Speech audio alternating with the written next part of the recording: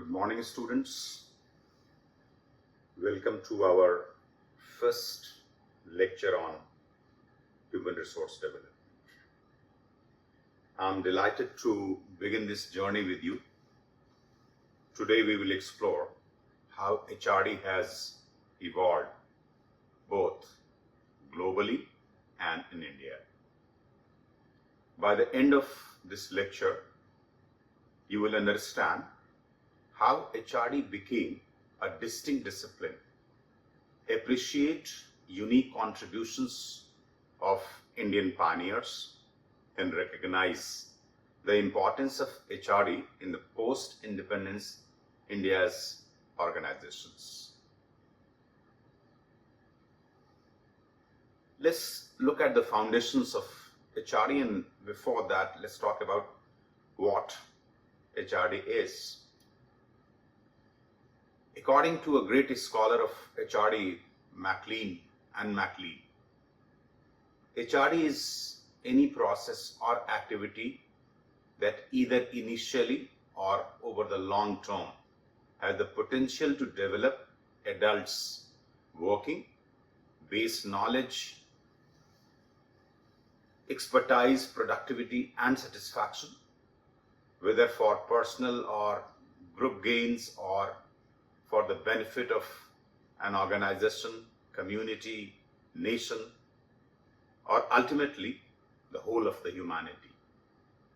This positions HRD not just as a corporate function, but as a tool for a broader societal development.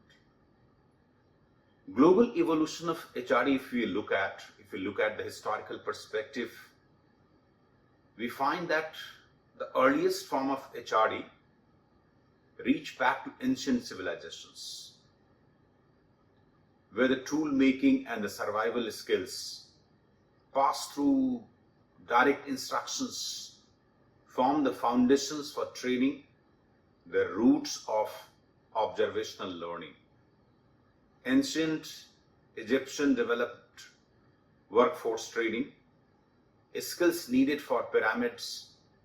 The Code of Hammurabi, among the earliest labor laws, included rules for apprenticeship, showing early formalization of skill development. Similarly, in China, Confucian philosophy introduced systematic education and social transformation. India contributed through the University of Nalanda and Arthashastra, one of the first handbooks for governance and administration, maybe the early traces of HRD. These Eastern traditions show HRD's roots are not just Western, they are global. Then look at the other perspective, that what happened in the globe around and how it impacted the HRD practices. The Industrial Revolutions brought more organized workspaces, creating a need for more formal training and learning among workers that went beyond traditional knowledge, that went beyond the traditional transfer of knowledge. We saw factory schools, apprenticeship, and early vocational education, foundations for modern HRD. The Indian HRD story, it has a very unique journey. According to the pioneers of HRD in India, Pareek and T.V. Rao, India's concept of integrated HRD system is perhaps the oldest, both in theory and in practice. Way back in 1974-75 at IIM Ahmedabad, Professor Pareek and T.V. Rao created the first integrated HRD model for Larsen and Toubro, L&T, moving beyond personal management. This system was value-based and built on 14 guiding principles like increasing capability, encouraging autonomy, participative decision making, and renewing organizational culture. L&T set up a dedicated HRD department linking 6 subsystems: performance appraisal, feedback and coaching, potential identification, career development, training and organizational development, all working together. So, there is a need to understand what made it work. It was the committed top management. The chairman, the then chairman of IM Ahmedabad, NM Desai, and the founder of L&T, the Larsen, they were very keen and they played a strategic role. And they brought the strategic status of HRD in the company. And they also brought a very competent leader like S.R. Subramaniam as head of the HRD. This extensive internal training, over 100 managers trained as HRD champions.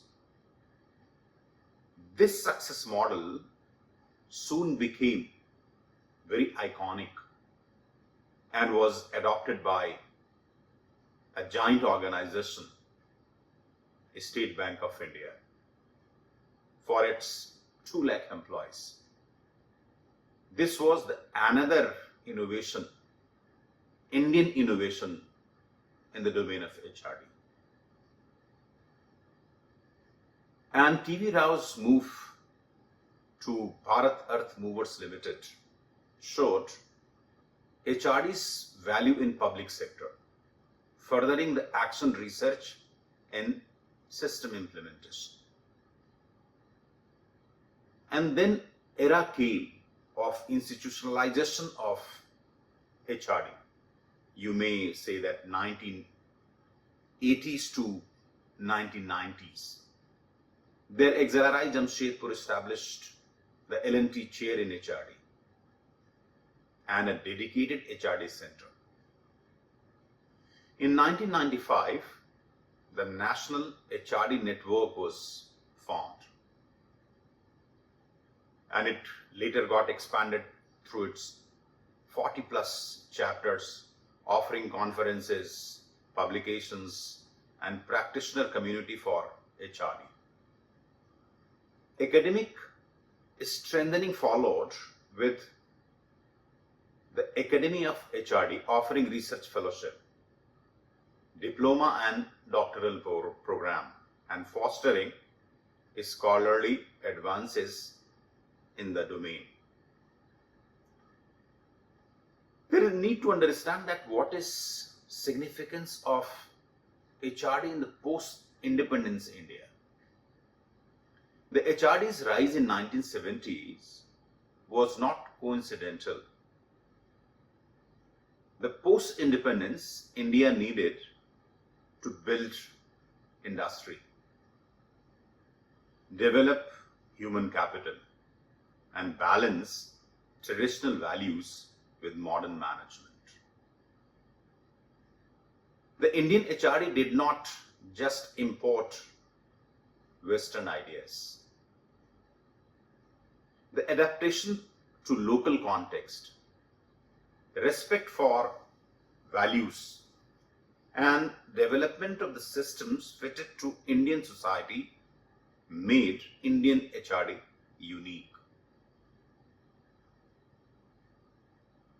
And with all its uniqueness and value-based, this HRD supported the growth of sectors like banking, sectors like manufacturing, public sectors. So we can say that HRD was spreading its wings and it reached to the academic institutions also all across the country. And in this process, the key pioneers and institutions emerged, may be named as Professor Pareek, Ravi Mathais, industry leaders like N.M. Desai and S.R. Subramaniam, institutions like IIM Ahmedabad, XLRI and National HRD Network. Now let's look at how the global and the Indian perspectives, they could be compared. Much of the contemporary literature credits Western origins, but research by Alagaraja and Dooley shows many foundational HRD ideas like value-based development, participative approaches, and integrated systems were present in India and other non-Western societies much before the West realized that there is HRD. The Indian model emphasizes integrated systems, non-isolated programs, long-term sustainable change, ethics and cultural values, inclusive participative implementation. All these made India's HRD unique. And this Indian HRD bridges the ancient Eastern wisdom and the modern management. So if I'm allowed to summarize the key highlights of today, I'll say that HRD evolved globally from ancient knowledge, which went for transforming the complex management systems into more practical ones. Let's look at the summary of today's key highlights. HRD evolved globally from ancient knowledge, transmission to complex management systems with significant non-Western contributions, which was often overlooked. India's development of HRD is globally pioneering. It's starting in 1970s and growing through organizational, professional and academic institutions. HRD meets the economic and social needs of a rapidly developing nation by aligning systems with the local cultural and other realities. The success depends on integrating cultural context, institutional support, and committed leadership. And the key takeaways that HRD went for: integrating human resource, the human development, not just training. Talking about the cultural context and institutional backing were taken as the essential, and India's story proves that developing countries can drive management innovation. In the next class, we will be making a departure. We'll shift from history to the critical analysis. We will explore critical HRD and future directions.